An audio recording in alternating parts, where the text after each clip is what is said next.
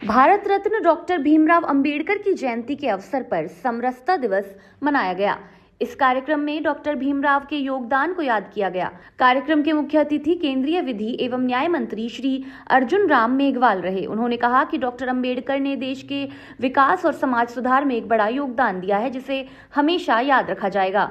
उन्होंने सावित्रीबाई फुले के शिक्षा क्षेत्र में दिए गए योगदान का भी उल्लेख किया और एक प्रेरक प्रसंग के जरिए उनके कार्यों को बताया। महात्मा ज्योतिबा फुले मेघवाल और अर्जुन राम जी मेघवाल के लिए 11 अप्रैल को एक छोटे से जयंती थी इस गर्मी में और पूरा देश 200वीं जयंती अब पूरे वर्ष मनाएगा।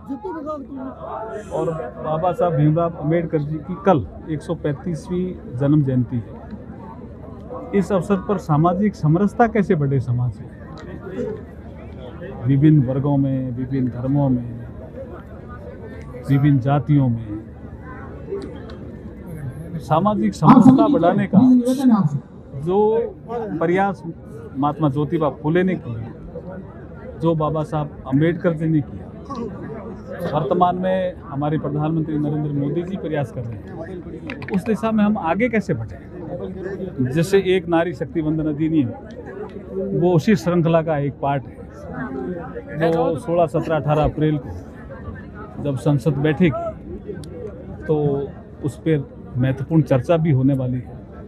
प्रधानमंत्री जी ने सभी विपक्षी दलों को, उनके नेताओं को पत्र लिख करके आग्रह किया है कि जब आपने 2023 में इस बिल को पास किया सर्वसम्मति से, तो अब लागू करने के लिए जब ये बिल आ रहा है तो इसका भी आप समर्थन करें, ऐसा अनुरोध किया है। खड़गे जी का एक पत्र आया है।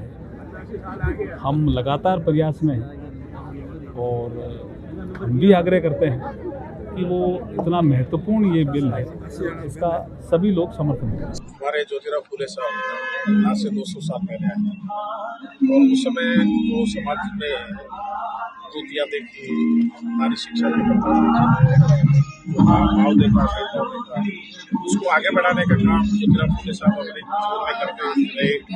उसको आगे बढ़ाया डॉक्टर बी आर अम्बेडकर साहब ने, कानूनी लेकर आए और उस काम को हमारे देश के यशस्वी प्रधानमंत्री नरेंद्र मोदी जी भी आगे बढ़ा रहे हैं।